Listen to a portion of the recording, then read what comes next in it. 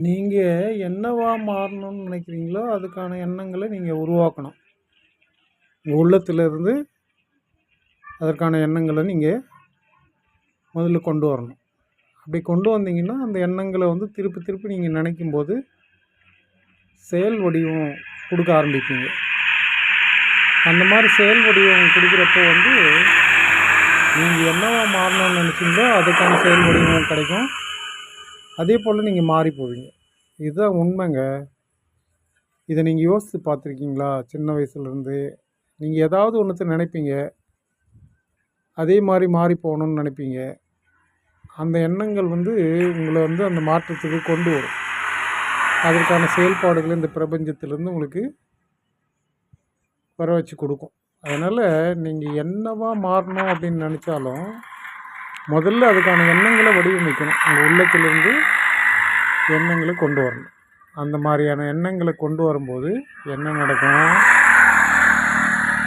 நீங்க நினைக்கிற மாதிரி உங்க வாழ்க்கை சூழல் மாற ஆரம்பிக்கும். அப்போ நீங்க நினச்ச மாரியான ஒரு வாழ்க்கைய கொண்டு வர முடியும்.